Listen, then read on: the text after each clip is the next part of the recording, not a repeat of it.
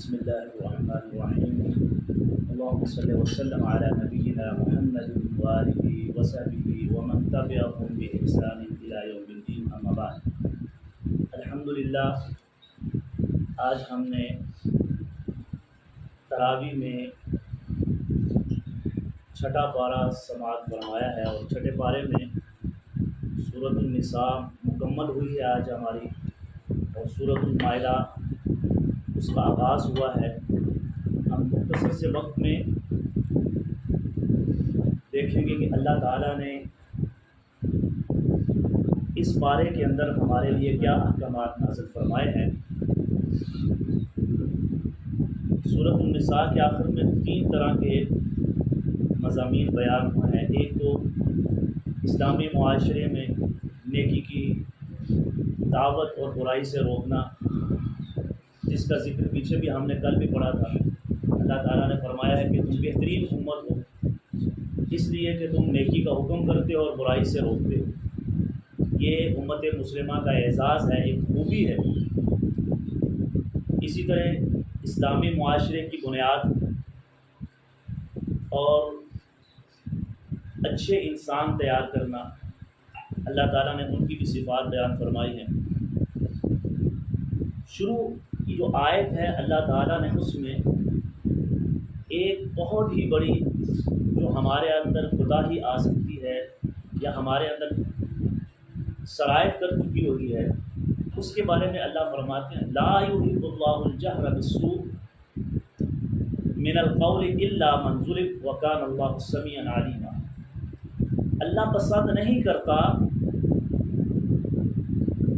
آواز کو بلند کرنا، ہاں مگر جس پر ظلم ہوا ہے وہ آواز بلند کر سکتا ہے۔ وکان اللہ سمیعا علیما، اور اللہ ہے سننے والا اور جاننے والا۔ اب اس کی تفصیل کیا ہے؟ ہمارے ہاں دیکھا گیا کہ ہم میں سے ہر ایک چھوٹی چھوٹی بات پر دوسرے سے لڑائی جھگڑا، آواز اونچی ہو جانا، آج اس وقت ہمارا جو معاشرہ ہے اس کے اندر یہ برائی، یہ خامی بہت ہی سرایت کر گئی۔ آپ نے دیکھا ہوگا روڈ سگنل پر کھڑے ہو جائیں، ہلکی سی گاڑی لگی نہیں تو دوسرا جو ہے وہ ہائپر ہو جاتا ہے، گالی گلوچ پر اس کو گریبان سے پکڑ لیا، ایک دوسرے سے تکرار۔ اور ہمارے معاشرے میں چھوٹی چھوٹی باتوں پر ہم نے دیکھا ہے ایک دوسرے سے لڑائی ہو جاتی ہے، اور وہ لڑائی اتنی بڑھتی ہے کہ ایک دوسرے کی جان لینے تک آ جاتی ہے۔ چھوٹی سی بات پر ایک دوسرے کو قتل کر دیا جاتا ہے۔ تو اللہ تعالیٰ نے اس بات کو ناپسند فرمایا۔ اللہ فرماتا ہے ہاں اگر آپ پر ظلم ہوا ہے تو ظلم کے خلاف، اس ظالم کے خلاف جو مظلوم ہے وہ جا کر بیان کر سکتا ہے کہ اس نے یہ غلط میرے ساتھ کیا ہے، یہ کیا، اس کی برائی بیان کی جا سکتی ہے۔ اس کے علاوہ کسی کی غیر موجودگی میں اس کی غیبت کرنا، چغلی کرنا، اللہ تعالیٰ نے اس کو ناپسند فرمایا ہے۔ تو ہمیں ان چیزوں سے اپنے آپ کو بچانا ہے۔ اگر ہمیں کوئی تکلیف پہنچتی ہے تو اس کے سامنے جا کر بیان کر سکتے ہیں، جو ہماری اس تکلیف کو، اس کو پریشانی کو، اس ظلم کو روک سکتے ہیں۔ عدالت ہے یا کوئی بڑا ہے، کوئی حکم ہے جو ہمارا فیصلہ کر سکتا ہے، اس کے سامنے جا کر بیان کر سکتے ہیں۔ اللہ تعالیٰ نے اس کے بعد حضرت عیسیٰ علیہ السلام کا تذکرہ کیا ہے۔ حضرت عیسیٰ علیہ السلام کے بارے میں تفصیل کے ساتھ اس صورت میں آج ہم نے پڑھا ہے۔ جو عیسائی ہیں ان کا نظریہ یہ ہے کہ حضرت عیسیٰ علیہ السلام اللہ کے بیٹے ہیں۔ اللہ تعالیٰ نے اس کا انکار کیا۔ اللہ نے فرمایا اللہ کا کوئی بیٹا نہیں۔ قل هو اللہ احد اللہ الصمد لم یلد ولم یولد ولم یکن له کفوا احد۔ اللہ تعالیٰ نے اس سورۃ اخلاص کے اندر واضح بیان کر دیا کہ اللہ کی کوئی اولاد نہیں، جبکہ عیسائی حضرت عیسیٰ کو اللہ کا بیٹا قرار دیتے ہیں۔ اللہ نے فرمایا وَقَوْلِهِمْ إِنَّا قَتَلْنَا الْمَسِيحَ عیسیٰ ابن مریم رسول اللہ، وہ اللہ کے رسول ہیں، اور ان کا یہ جو نظریہ ہے کہ ہم نے ان کو نعوذ باللہ قتل کر دیا ہے، انہیں سولی پر چڑھا دیا، یہ اصل میں یہودیوں نے پلاننگ کی، اور اس پلاننگ کے اوپر عمل کرتے ہوئے انہوں نے اس کا ارادہ کیا۔ اللہ تعالیٰ نے محفوظ حالت میں اوپر اٹھا لیا، اور ان کی یہ جو اوچھے ہتھ کنڈے تھے ان سے محفوظ رکھا۔ اب یہودیوں نے عیسائیوں کو یہ باور کرانے کے لیے کہ وہ حضرت عیسیٰ علیہ السلام کہیں ہمارے اوپر غصہ نہ کریں کہ انہوں نے مار دیا، ہوا کیا؟ اللہ تعالیٰ نے اگلی آیت میں بیان کیا ہے کہ اللہ تعالیٰ نے انہیں کسی اور، ان کی شبیہ میں کسی اور انسان کو انہوں نے سولی پر چڑھا دیا۔ اب عیسائی یہ سمجھتے ہیں کہ یہودیوں نے حضرت عیسیٰ علیہ السلام کو نعوذ باللہ سولی پر چڑھا دیا ہے۔ تو اب اس اپنی بری عادت، اپنے غلط کام سے بچنے کے لیے انہوں نے ایک کہانی کہی کہ حضرت عیسیٰ علیہ السلام نے اپنی جان کی قربانی دے کر تمہارے گناہوں کا کفارہ ادا کر دیا، اس لیے اب تم جو مرضی کرتے رہو، تمہیں کوئی پوچھے گا نہیں۔ انہوں نے اللہ کو اپنی جان کا نذرانہ دے دیا ہے، تو لہٰذا یہ کہانی یہودیوں نے عیسائیوں کو خوش کرنے کے لیے اور اس اعتراض سے بچنے کے لیے کہ ہمارے اوپر یہ آ کر اعتراض نہ کرے کہ آپ نے حضرت عیسیٰ علیہ السلام کو مار دیا۔ اللہ تعالیٰ نے اس کا واضح انکار کیا اور فرمایا وما قتلوه وما صلبوه ولكن شبه لهم وان الذين اختلفوا فيه لفي شك منه ما لهم به من علم۔ ان کے پاس کوئی علم نہیں ہے، یہ اپنی طرف سے کہانیاں بناتے ہیں، الا اتباع الظن، یہ بدگمانی، یہ اپنی سوچ فہم اس کے اوپر چلتے ہیں۔ وما قتلوه یقینا بل رفعه اللہ، اللہ نے انہیں اٹھا لیا۔ یہ ہمارا اہل ایمان کا، مسلمانوں کا عقیدہ ہے کہ وہ اللہ کے ہاں آسمانوں پر ہیں اور قیامت سے پہلے وہ آئیں گے اور حضور نبی کریم صلی اللہ علیہ وسلم کی امتی بن کر آئیں گے۔ یہ عقیدہ ہے ہمارا، اللہ تعالیٰ نے واضح اس آیت میں بیان کیا ہے۔ اس کے بعد اللہ تعالیٰ نے دین کے اندر غلو کرنا، اپنی طرف سے اضافے کرنا، ان کا تذکرہ کیا ہے، اور خاص طور پہ یہودیوں اور عیسائیوں کا یہ وتیرہ رہا ہے کہ وہ اپنی طرف سے دین کے اندر، اور آج ہم بھی دیکھتے ہیں ہمارے اندر بھی دین میں اضافہ، بدعات اور سنت کا نام دے کر میٹھی میٹھی سنتے ہیں، اور یہ اپنی طرف سے، تو یہ یہودیوں اور عیسائیوں کا طریقہ رہا ہے کہ وہ اپنے دین کے اندر اضافہ کر دیا کرتے ہیں اپنی مرضی سے۔ اللہ تعالیٰ نے ان کا تذکرہ کیا ہے اور ہمیں بتایا کہ آپ نے ایسا نہیں کرنا ہے، لیکن آج ہم بھی انہیں کی اسی ڈگر پر چل نکلے۔ اللہ فرماتے ہیں یا اہل الکتاب لا تغلوا فی دینکم ولا تقولوا، اہل کتاب تم اپنے دین کے اندر اضافہ نہ کرو۔ کیا وہ اضافہ کرتے تھے؟ انما المسیح عیسی ابن مریم رسول اللہ وکلمتہ القاها الی مریم وروح منہ فآمنوا باللہ ورسولہ ولا تقولوا ثلاثہ، یہ نہ کہو کہ وہ تین میں سے ایک ہے۔ عقیدہ تثلیث عیسائیوں کا بنایا ہوا ہے کہ تین میں سے ایک، ایک میں سے تین۔ اللہ، حضرت مریم اور حضرت عیسیٰ یہ تین ایک ہی ذات ہے، یہ خدا ہے، تینوں خدا ہیں، اور خدا میں سے ہی یہ تینوں ہیں۔ یہ ایک ایسا عقیدہ ہے جسے وہ عقیدہ تثلیث کہتے ہیں۔ اللہ تعالیٰ نے اس کا برات فرمایا، اللہ فرماتے ہیں ایسی باتیں نہ تم کرو، یہ دین کے اندر اضافہ ہے۔ اسی طرح یہودیوں نے حضرت عزیر کو اللہ کا بیٹا بنا دیا، اور ہمارے ہاں حضور نبی کریم کو نور من نور اللہ بنا دیا۔ انہوں نے تو پھر بھی یہ کہا کہ یہ اللہ کے بیٹے ہیں، اور ہمارے ہاں کچھ لوگ ہیں جو حضور نبی کریم صلی اللہ علیہ وسلم کو اتنا بڑھایا، اتنا غلو کیا، کہا کہ نور من نور، یہ اللہ کے نور میں سے، گویا کہ یہ اللہ ہی ہیں، نعوذ باللہ۔ اللہ چونکہ نور سے ہیں اور حضور نبی کریم بھی نور سے ہیں، یہ تو ان سے بھی دو ہاتھ آگے۔ تو اللہ تعالیٰ نے اس آیت کے اندر اہل کتاب کا یہ تذکرہ کیا ہے کہ وہ اتنا بڑھ گئے کہ اللہ کا بیٹا قرار دے دیا۔ تو ہمیں ان چیزوں سے بچنا ہے۔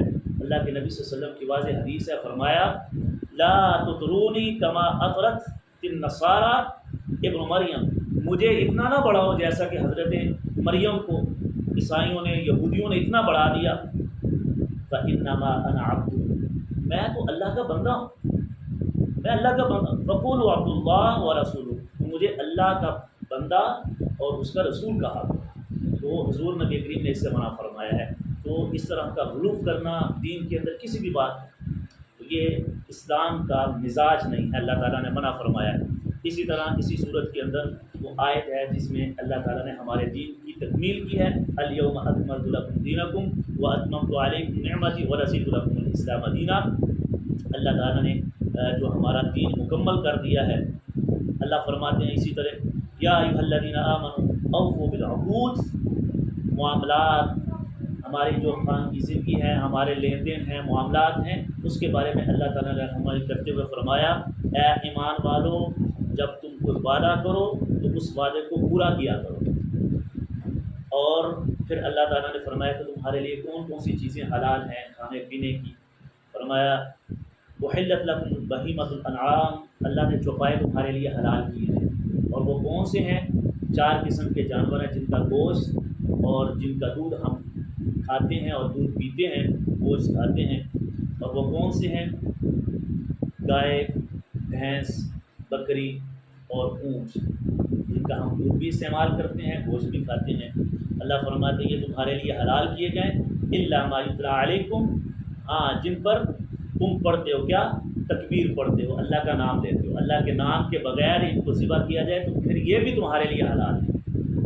ذبح کرنا ہے اسلامی طریقہ جو نبی اکرم صلی اللہ علیہ وسلم نے، اور اسی طرح پھر اللہ تعالیٰ نے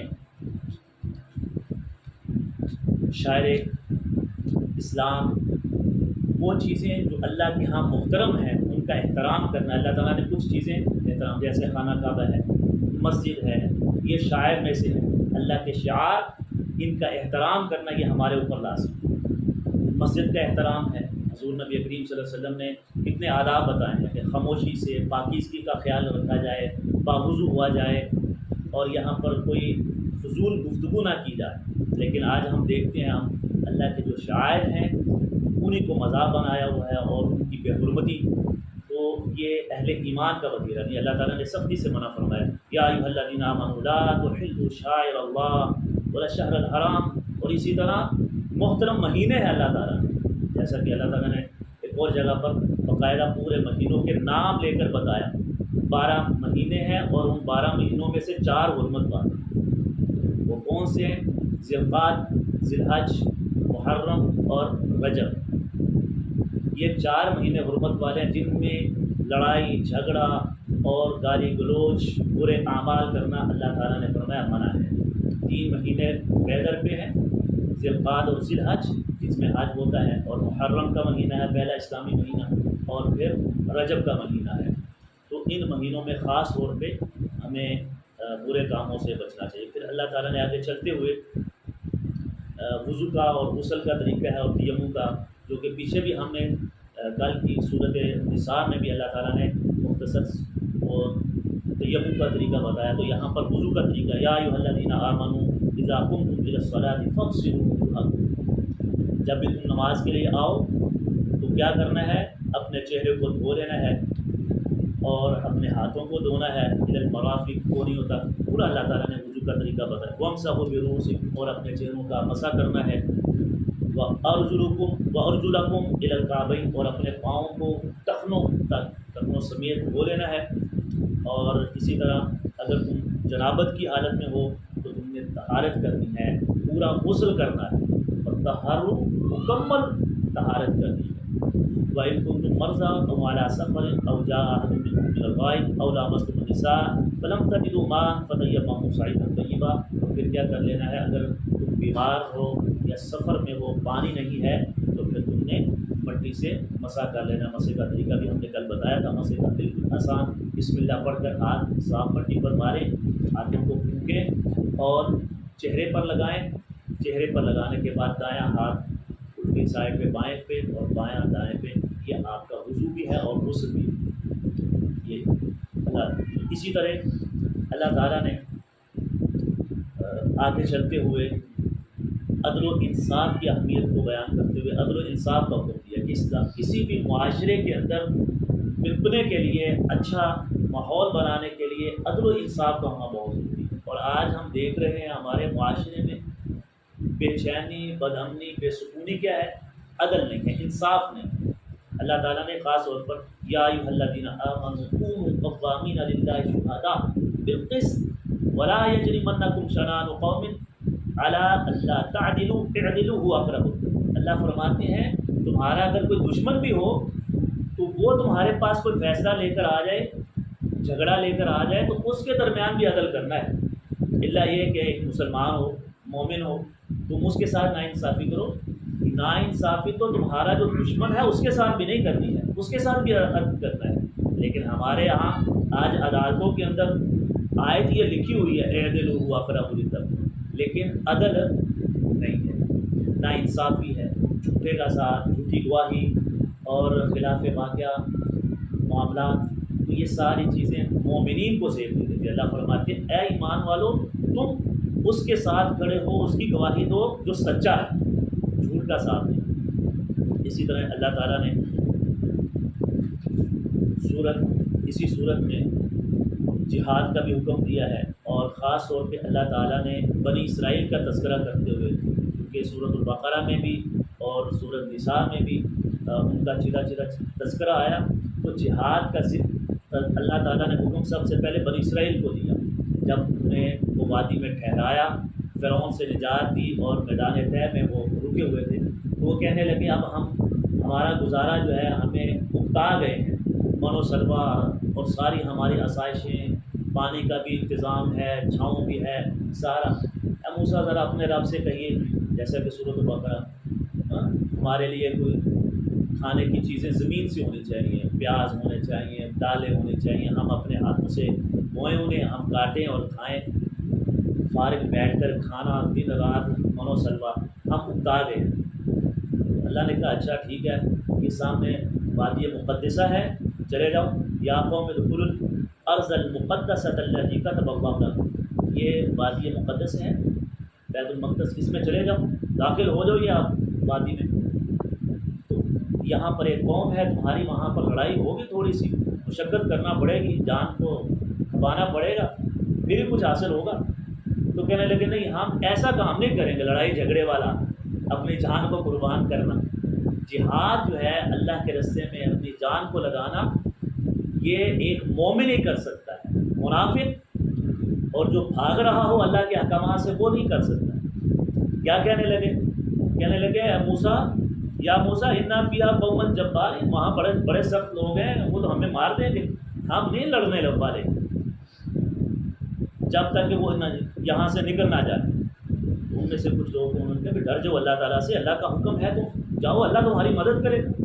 تم پہلے یہ سوچ لیا ہے کہ ہم مارے جائیں گے، تو پھر تو مارے جائیں گے نا۔ مومن وہ ہے کہ اللہ کا حکم ہو جائے۔ حضرت ابراہیم علیہ السلام کی زندگی ہمارے سامنے ہے، انہوں نے پکڑا، آگ میں پھینک، فرشتہ آیا، آپ ایک دفعہ میں آپ کی مدد کر دیتا ہوں، کہا نہیں، میرا رب میرے ساتھ، حسبی اللہ، میرا اللہ ہی مجھے کافی ہے، اور پھر اللہ تعالیٰ نے بچایا بھی آگ سے۔ تو مومن کا یہ ہے اللہ پر یقین، توکل، اللہ کے اوپر اعتماد، اور توحید یہ ہے کہ اللہ پر یقین ہو، کوئی کسی کو نہیں کر سکتا، یہ جان کس کی ہے؟ اللہ کی ہے۔ تو فرمایا ہم نہیں جائیں، فَاذْهَبْ أَنْتَ وَرَبُّكَ فَقَاتِلَا إِنَّا هَاهُنَا قَاعِدُونَ، ہم یہاں پر بیٹھے ہیں، موسیٰ تم جاؤ اور تمہارا رب، ان کے ساتھ لڑائی کرو، ہمارا راستہ صاف کرو، پھر ہم داخل ہوں۔ تو یہ بنی اسرائیل کا طریقہ ہے، وتیرہ ہے کہ وہ اللہ کے احکامات کی نافرمانی کرتے ہیں، اور جب کوئی تھوڑا سا مشکل کام آ جائے تو اسے بھاگتے ہیں۔ مومنین کا یہ نہیں ہے۔ تو اللہ تعالیٰ نے اس کے بعد حابیل اور قابیل کا واقعہ مختصراً بیان کیا ہے۔ حضرت آدم علیہ السلام کے دو بیٹے تھے، ایک نے قابیل نے حابیل کو قتل کر دیا، تو اب ان کا واقعہ ہے، ہوا کیا کہ انہوں نے قربانی کی، ایک کی قربانی اللہ کے ہاں قبول ہو گئی اور دوسرے کی نہیں، اور وہ حسد میں آ کر اس نے اس کو قتل کر دیا۔ تو اس کا جواب کیا تھا، قربانی قبول کیوں نہیں ہوئی؟ اللہ نے فرمایا، وہ آگے سے جواب دے، قال لأقتلنک قال انما يتقبل اللہ من المتقین، یہ جو تم نے قربانی میرے ساتھ لڑائی کر رہے ہو، اللہ تو تقوی والے کی قربانی قبول کرتا ہے، اللہ نے میری کر لی، تمہاری نہیں کی، اس میں میرا کوئی نہیں ہے، میں نے تمہارے ساتھ نہیں زیادتی کی، تم مجھے قتل کرو گے تو میں تمہارا سامنے ہاتھ نہیں اٹھاؤں گا، ما انا بباسط یدی الیک، میں تیری طرف ہاتھ نہیں اٹھاؤں گا، تمہیں تجھے کرنا۔ اس نے کیا کیا، اپنے بھائی کو ہی قتل کر دیا، اور یہ پہلا قتل ہے انسانیت کا۔ تو حسد یہ ایسا ہے کہ بھائی کو بھائی سے لڑا رہا ہے، حسد کی بیماری اللہ تعالیٰ نے یہاں پر وہ واقعہ بھی تذکرہ کیا ہے۔ تو لہٰذا ایسے چھوٹے چھوٹے معاملات میں آپس میں لڑائی جھگڑا اور حسد کرنا، تو یہ مومن کو زیب نہیں دیتا۔ اللہ تعالیٰ نے ان کا بھی تذکرہ کیا ہے۔ اسی طرح اللہ نے چلتے ہوئے آخر میں کچھ قوانین بتائے ہیں اسلامی معاشرے کے، ایک اچھے پرامن معاشرے کے لیے، قیام کے لیے۔ جیسے آج ہم دیکھتے ہیں ہر جگہ چوری چکاری، چاہتے ہوئے لوٹ لیتے ہیں۔ اللہ تعالیٰ نے یہاں پر بتایا ہے انما جزاء الذین یحاربون اللہ ورسولہ ویسعون فی الارض فسادا، جو دنیا میں زمین پر فساد برپا کرتے ہیں ان کی سزا کیا ہے؟ اللہ کے خلاف لڑتے ہیں وہ لوگ جو اللہ کے ساتھ لڑائی کرتے ہیں، یحاربون اللہ، اللہ سے لڑائی کرتے ہیں۔ اللہ سے لڑائی کیا ہے؟ اللہ کی جو حدود ہیں ان کو توڑنا، اللہ کے جو قوانین ہیں ان کو نہ ماننا، یہ اللہ کے ساتھ لڑائی ہے، اللہ کے ساتھ جنگ ہے۔ جیسے اللہ تعالیٰ نے سود کو اپنے خلاف جنگ کہا ہے کہ جو سودی کاروبار اللہ نے منع کیا ہے اور وہ لیتا ہے سودی کاروبار کرتا ہے تو اللہ کہتا ہے یہ جنگ ہے۔ اسی طرح اللہ کا کوئی بھی حکم اس کا انکار کرنا یہ اللہ کے ساتھ لڑائی کرنا ہے، اللہ کے ساتھ ٹکر لینا ہے۔ تو اللہ فرماتے ہیں ایسے لوگوں کا جو سزا ہے وہ جزا کیا ہے؟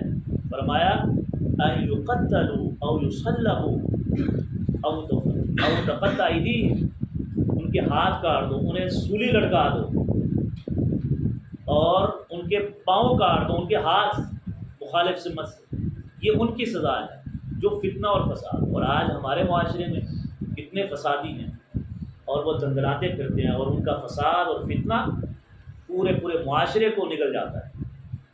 تو اس لیے اسلام نے ہمیں ایک بندے کے ہاتھ کاٹ دیے جائیں، یہ چور ڈاکو پکڑا جائے اس کے ہاتھ، اللہ تعالیٰ نے کیا فرمایا؟